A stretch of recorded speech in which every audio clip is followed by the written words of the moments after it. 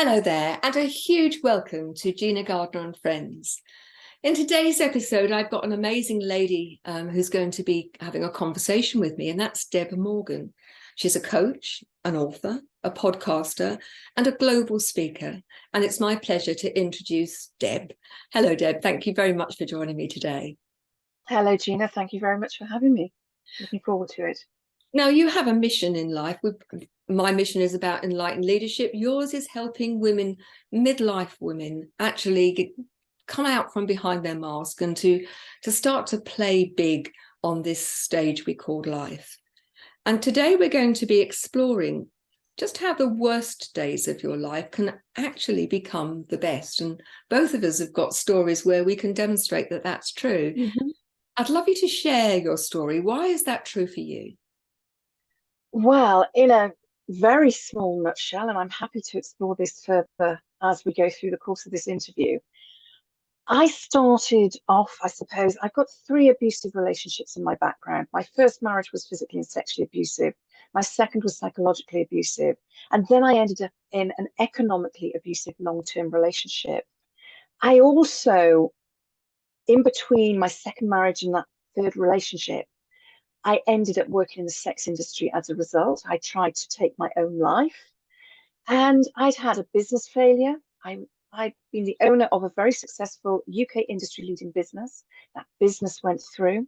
I lost my business. I had to put it through administration. I became personally bankrupt, and I lost residency of my son and endured a 10-year legal battle to be recognised as my son's primary carer.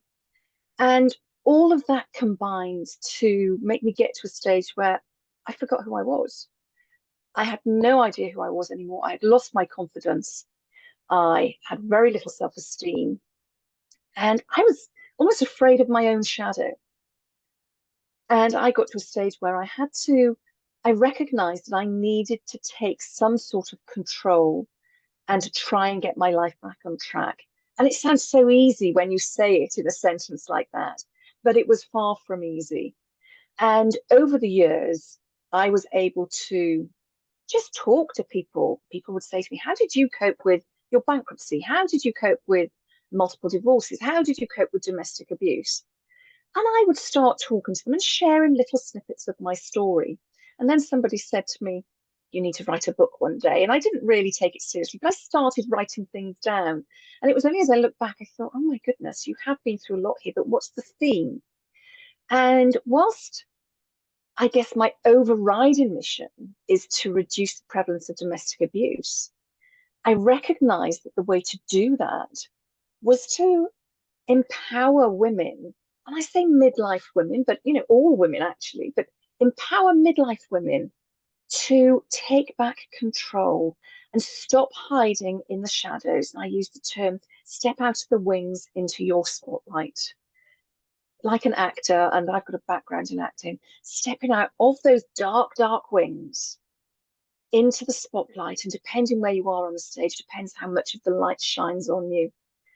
And I know from personal experience what it feels like to be absolutely front and center in that spotlight. And it feels marvelous. I'm not saying everybody needs to rush out and be center stage on a stage in front of a massive audience at all.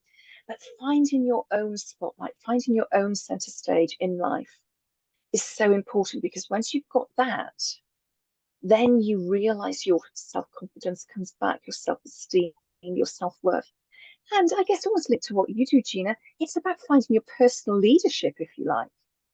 Yeah. So that is why I do what I do, with the underpinning sort of overriding mission to reduce the prevalence of domestic abuse, because when we have our self-confidence, when we have our self-esteem, that's when we look after ourselves and our relationships. There's just so much there, isn't there? And for our listeners, I think, and I don't want to be facetious about this, but one could almost say that, that you were greedy in terms of how many challenges that you had within your life. Absolutely. I'm prepared to, I was, at the time, I would have been quite happy for somebody to take some of those challenges away from me. Trust me on sure that. you would. And as I say, I don't want to come across as trite, but I think for people who are listening, many of them will be able to pick out you don't have to have all of those traumas Mhm. for these lessons to work. And I think that's the point I want to Exactly. make. Exactly. That whether you are someone who just simply lacks confidence, or if you're in a relationship where you're unhappy, whether that's a personal relationship or a business relationship, where you feel that you are the victim in any circumstance, I think this is about recognizing that you don't have to stay in that place. Absolutely. And for me, your story is one of resilience, but it's more than that, because it's not just that you have bounced back. You've turned it around and you've made all of those challenges be part of who you've become, and now you're helping others. And so when we talked about the theme, which is making the worst day or days of your life become the best, for me, whatever the challenge you have, it's not the challenge that defines you, it's what you do with it. Absolutely. And you have used that as the fuel to help you become the best version of yourself and to help others. And anyone listening, if you're feeling desperate at the moment because you are going through any one of those scenarios, just recognize that there is hope, that you can turn this around and take charge of your own life. Definitely. What for you was it a particular thing or circumstance that made you decide, do you know what, I'm not putting up with this any longer? Or was it a series, or was it a slow recognition? Most people in your situation, and you talked about the fact that you got to the point where you were ready to take your own life. I mean, we're talking pretty desperate straits here. What was it that turned things around for you? There are a couple of defining moments that I can absolutely pinpoint, and I can go straight back there with amazing clarity. And one of them was the first attempt to take my own life. And I was sat at my desk. I had pills pushed out of the packets in front of me. I had drunk a bottle of wine and I had a bottle of vodka at hand to do the job properly. And I'd actually put one handful of pills into my mouth, lifted the bottle of vodka to knock them back with, and I caught sight of a photograph of my son on my bookshelf. And I realized in that moment that I would do whatever it took to ensure I was around for him, because I didn't want him. He was 5 years old at that time, and I didn't want him to get to the age of 14 believing that mummy killed herself because she didn't want you and didn't love you. So that was the messaging he was getting from his father, that I had left him because I didn't want him, when I'd left his father. I hadn't left my son. His father was refusing to allow my son to be with me. So that was one of my defining moments. And I thought, there has to be a better way. I don't know what it is. And actually, that was the moment that I entered the sex industry. Okay. So that's one defining moment. There's another defining moment where I was in the third relationship, and I entered that relationship as I came out of the sex industry, bizarrely. And I got to the stage, I was very, very depressed and very much feeling like a victim, like I was worthless. And not only would people not want me because I had 2 failed marriages behind me, they certainly wouldn't want me now that I'd worked in the sex industry, and what on earth was I doing? Also recognizing that I was also in a very controlling relationship again. And I got to a stage where I was on antidepressants. I was on beta blockers because I was having panic attacks every time I went outside. And I'd spent about 3 weeks living on my kitchen floor. And when I say living on my kitchen floor, that's what I mean. I spent 3 weeks dressed in the same pair of pajamas. I didn't shower. I didn't bathe. I didn't wash my face, wash my hair. I didn't brush my teeth. I was literally getting up off the kitchen floor, getting some food. And when I say getting some food, I was scrabbling around and eating things like crisps or things like that. So junk food, convenience food, living like vermin in my own apartment. And my partner at the time, he was a professional man. Although he was controlling, he didn't know how to handle the situation. You know, it wasn't him making me live like that. at that point, I was very much locked into my own victimhood and feeling like he didn't deserve me, nobody else deserved me. I deserved to be treated badly. And it was tough for him as well, although it wasn't a good relationship. It was tough for him. And I remember him coming home from work one day, and he'd obviously reached the end of his tether. And he said to me, Deb, I really don't know what I can do to help you, but you have got to have a shower. You stink. And I must have stunk. You know, I hadn't bathed or taken care of any personal hygiene for 3 weeks. And that really hit me, to tell me I stink, and for somebody who said he loved me to make me feel that bad and meet me at the place that I was feeling about myself, actually made me wake up. And I remember sitting with my back against the kitchen unit, sitting on the floor, back against the kitchen unit, and thinking, he's right. He's absolutely right. And actually, I'm the only person that can change this, because he's been trying and I've not listened.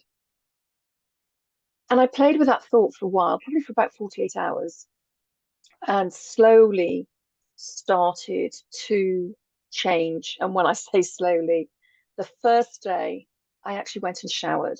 I put my dirty pajamas back on because I felt guilty for being clean, which was really a really weird place to be.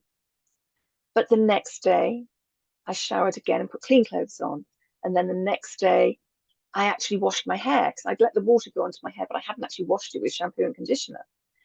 And so on and so forth, until I got to the stage where I was comfortable to stand on my doorstep, letting the fresh air touch my face. I stood there with a cup of tea. And from there, I just took a tiny step every single day that ingratiated me back into society, if you like. And it was at that point I recognized that even the tiniest action can create massive change. We're going to unpick the richness of what you're offering our listeners. I must thank you for being so honest and being prepared to be so vulnerable, because I think that's really helpful, because it's not been done in a poor me victim way. It's been done to state this is what was going on. And what strikes me throughout this is that the shift that happened was that you started to take responsibility for you. Mm-hmm. And for me, that's the important thing. I bang on about taking radical responsibility for your thoughts, your emotions, your actions, your language. Because when you do that, you can't be a victim anymore. But I do recognize that the depths that one needs to go to at times in order to find that out for yourself, it's really challenging. Yet if people can take on the principle before, they never need to reach those depths. So you talked about incremental changes and those small actions creating momentum. As you started to recover, what were the strategies that you now share with other people that worked for you, that helped move you from that desperate place? One of the biggest strategies that I use with, I think, everybody I work with is about small steps.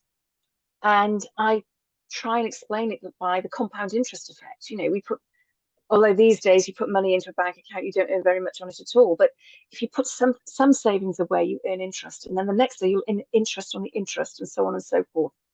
And what I found, and I saw this across all areas of my life, if we are setting goals, and usually people set goals in the new year or around September time in the UK when it's back to school time, and we have these huge goals, which seem so overwhelming and so intimidating. So many of us fail at them because we think, well, I can't possibly achieve all of that in that set time. And I know I do the same thing.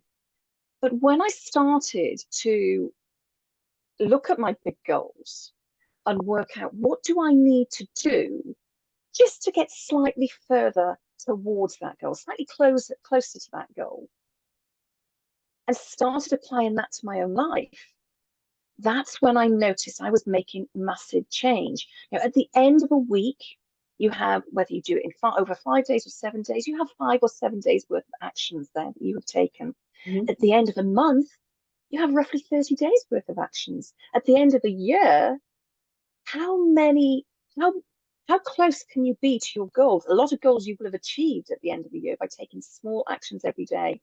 And I break it down sometimes. So if you want to go and do a yoga class at a local gym club, community hall, for example, first thing you need to do, research yoga classes in my neighborhood. That's all you do that day. Then the next day, you might pick up the telephone and ring one of them, or you might send an email to one of them. Say, I'm interested in your classes. When are they? And the day after that, you think, okay, I know they're at 7 o'clock on a Tuesday. Maybe I'll book. You make that decision. Then the next day, you telephone them or you go online and you book your place on that class. But that's not it then. It's not over then, because then you actually have to go to the class. So it might be working out how you get from your home to the class, or from your place of work to the class. So perhaps you need to drive there or catch public transport there. And you do this over a series of days until you feel comfortable in the action you're taking. Now, some people will do 3, 4, 5 actions in one day. But some people, depending on where they are at, one action is just enough for them. And making that decision to take one small action every day is huge. People often go for the grand gesture, don't they? I mean, I use the example quite a lot, and I've used it on the show many times, of wanting to get fit. So they join a gym, they buy all the clothes, they go for the induction, they overdo it, and then they can't move for 3 weeks, so they don't ever go again. The small actions consistently done make a huge difference. And I just want to share an example of a particular client who was totally in overwhelm. They had got to the stage where, not quite on the kitchen floor like you, but they were doing nothing. And when I spoke to her, and it was our first session, she said, I've got 3 weeks washing up piled up in the kitchen. I've run out of cups and plates. There's no shopping. There's stuff everywhere. And I can't find the energy to do anything. And I just feel totally overwhelmed. I've been signed off from work with stress.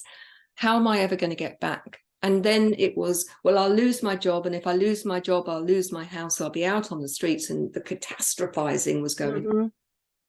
And so I said to her, well, let's start. Which room are we going to start with? And she decided she was going to start with the kitchen.